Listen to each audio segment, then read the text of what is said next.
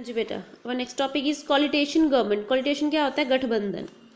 The term coalition government refer to an alliances between different political party to form and run the government। इसमें क्या आ जाता है कि सहयोग सरकार, ठीक है, शब्द गठबंधन सरकार, सहयोगी सरकार होगी या गठबंधन सरकार होगी, का अर्थ है विभिन्न राजनीतिक दलों के बीच सरकार बनाना और चलाने के लिए जो गठबंधन होता है, ठीक है। They mutually agreed agenda on the basis of which they try to resolve their conflicts. उनके पास अक्सर परस्पर सहमत एजेंडे होते हैं जिसके आधार पर वे अपने संघर्षों को हल करने का प्रयास करते हैं, ठीक है।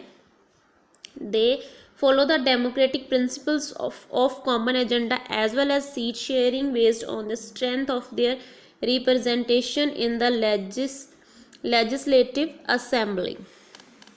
वह विधानसभा में अपने प्रतिनिधित्व के बल पर साझा कंबाइन एजेंडे के साथ साथ साझा एजेंडा के लोकतांत्रिक सिद्धांतों का पालन करते हैं। Understood this one? Next is history of coalition political in India. After independence, we have witnessed the dominance of the single party that has enjoyed the vast majority। कि भारत में गठबंधन की जो राजनीति के विदाई इतिहास में क्या होता है कि आज़ादी के बाद हमने एक ऐसी पार्टी का विचर्स देखा जिसने भारी बहुमत प्राप्त किया। Except for the 1971 and 1984 election, the graph of one dominant party has slowly but steadily declined। कि 1971 और 1984 के जो चुनाव को छोड़कर एक प्रमुख पार्टी का ग्राफ धीरे धीरे लेकिन लगातार गिरावट आई। On the other hand, we see the rise of national party state or regional as well as unrecognized parties which had the increased from 22 in the first Lok Sabha election to the 1616 in the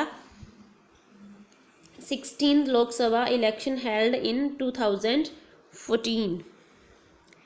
इसमें क्या आ गया कि दूसरी ओर हम 2014 में हुए 16वें लोकसभा चुनाव में राष्ट्र पार्टियों, राज्यों और क्षेत्रीय के गैर मान्यता प्राप्त दलों के उदय को देखते हैं जो पहले लोकसभा चुनाव में 22 से बढ़कर 1616 हो गए थे, ठीक है। Previously the coalition was the confined to the electoral power sharing between parties that contest the election on their own। क्या होता था प्रीवियसली में, क्या चला गया कि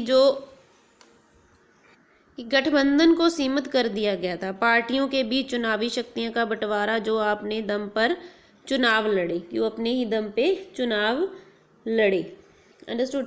but now pre election coalitions are beginning to emerge.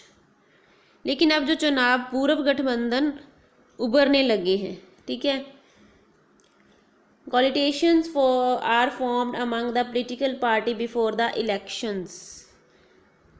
कि जो गठबंधन है चुनाव से पहले ही राजनीतिक दलों के बीच गठबंधन होते हैं, ठीक है।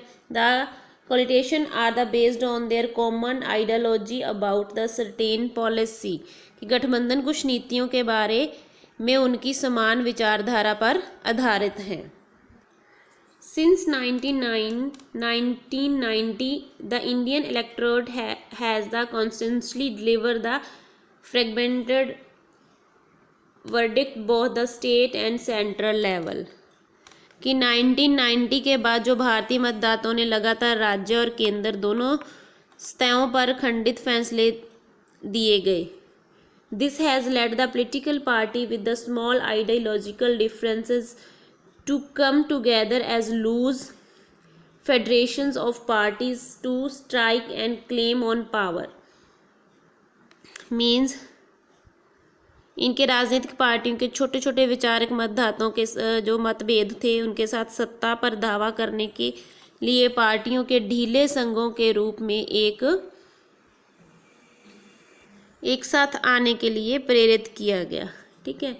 The following are the some coalition of political parties in India, कि भारत में राजनीतिक दलों के कुछ गठबंधन निम्नलिखित हैं। Following that national democratic alliance NDA, a national coalition headed by the BJP in 1998 to 2014 and 2015 to 19।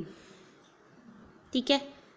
United progressive alliance UPA, the a national level coalition headed by the INC, Indian National Congress।